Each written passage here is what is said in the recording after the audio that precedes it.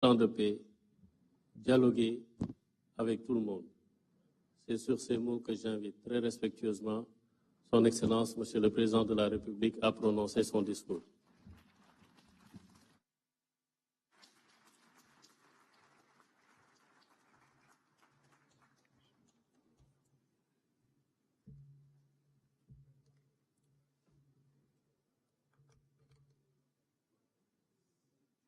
Monsieur le Président de l'Assemblée nationale,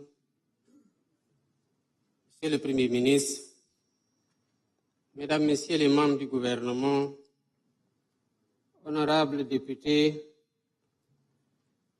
Madame la vice-présidente du Conseil constitutionnel, Monsieur le Président de la Cour suprême,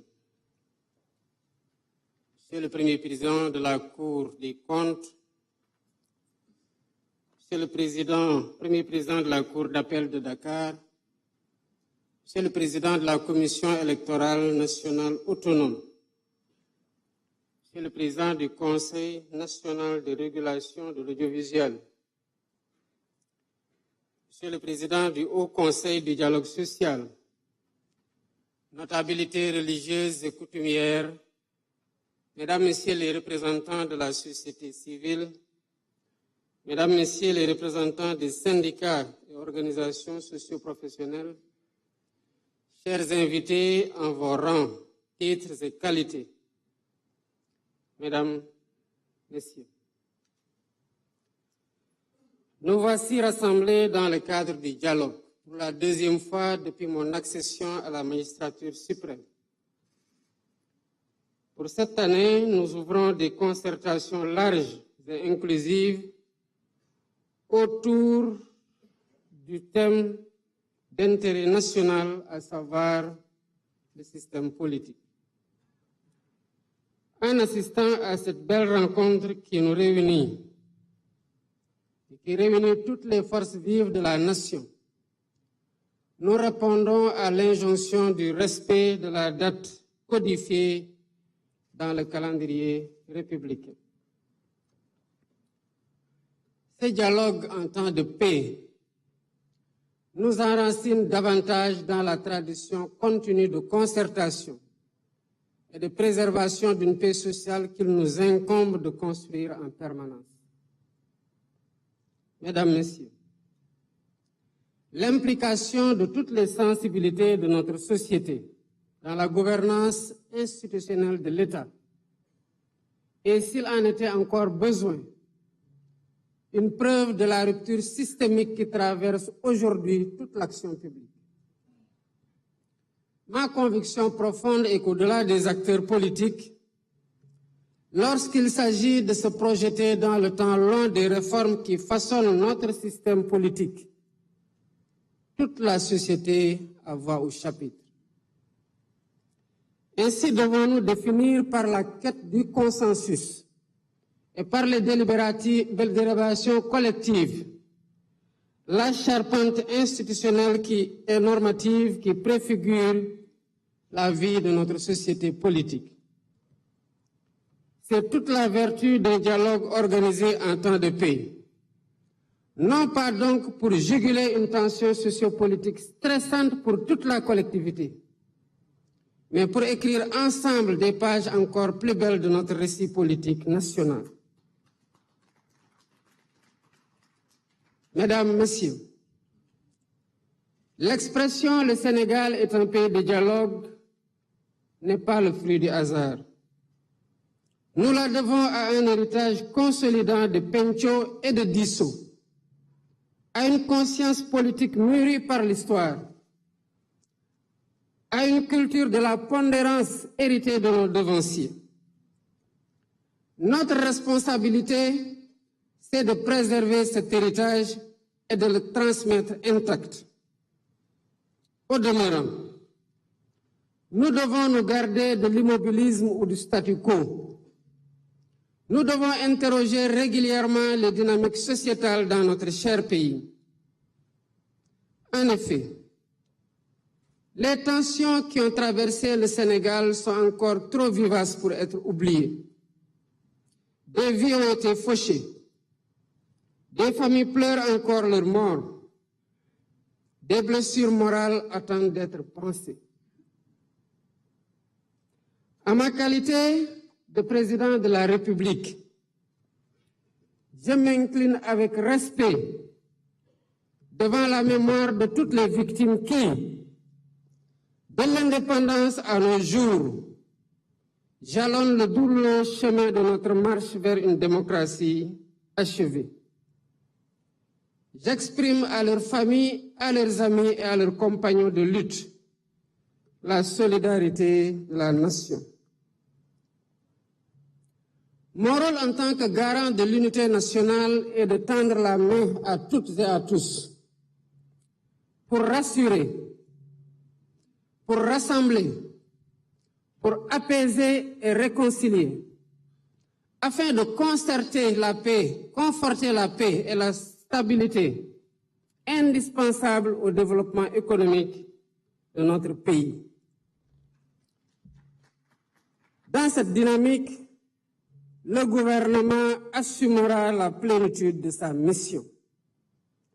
L'opposition sera respectée et exercera librement ses droits dans le respect de la loi. Mesdames, Messieurs, l'histoire politique récente de notre pays nous commande de réformer pour la postérité.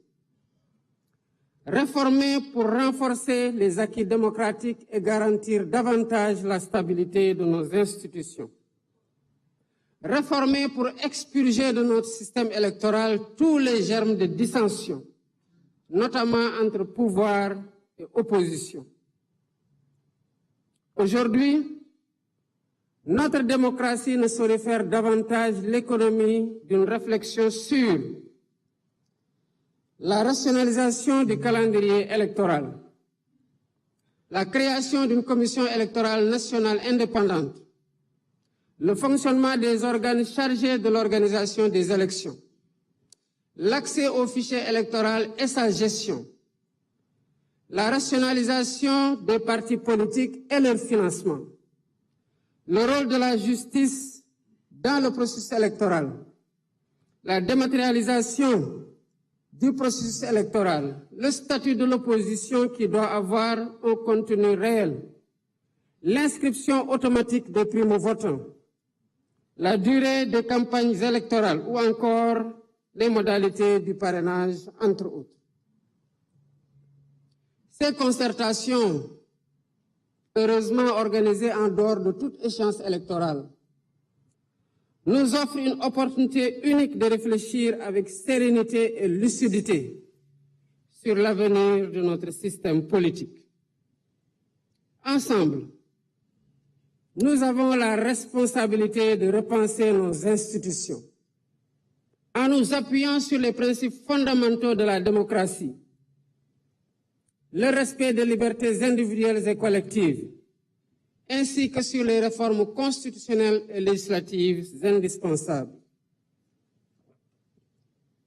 Les Sénégalaises et les Sénégalais ont eu l'opportunité de contribuer activement à cette réflexion en soumettant plus de 13 000 propositions sur la plateforme Djubanti, lancée seulement le 9 mai 2025. Cela veut dire qu'au-delà de la forte attente de nos compatriotes quant aux résultats de ces assises, cet engouement traduit un encouragement pour tous les participants et un appel pressant au sens des responsabilités afin d'arriver à des consensus forts et productifs. Le peuple sénégalais vous observe. Mesdames, Messieurs, je voudrais à cet instant solennel adresser mes vives félicitations au facilitateur général du dialogue national, le docteur Cheikh Gueye, pour avoir accepté de conduire les travaux. Monsieur le facilitateur général, votre intégrité reconnue et votre attachement indéfectible aux valeurs républicaines seront, j'en suis convaincu, des gages de réussite de ce processus. Je tiens également à saluer avec respect et gratitude l'ensemble des acteurs qui ont répondu à l'appel du dialogue. Votre présence ici aujourd'hui témoigne de votre attachement à la République, à la paix civile et à la grandeur de notre démocratie. Je forme donc le vœu ardent que vos échanges soient empreints de responsabilité, d'écoute et de dépassement de soi, qu'ils soient féconds en propositions audacieuses et réalistes, et qu'ils soient guidés à chaque instant par l'intérêt supérieur du Sénégal. Sur ce, fort de notre engagement commun et de mon attachement indéfectible aux valeurs démocratiques et à la cohésion nationale, je déclare ouverts les travaux du dialogue national sur le système politique. Que Dieu bénisse le Sénégal. Je vous remercie de votre aimable attention.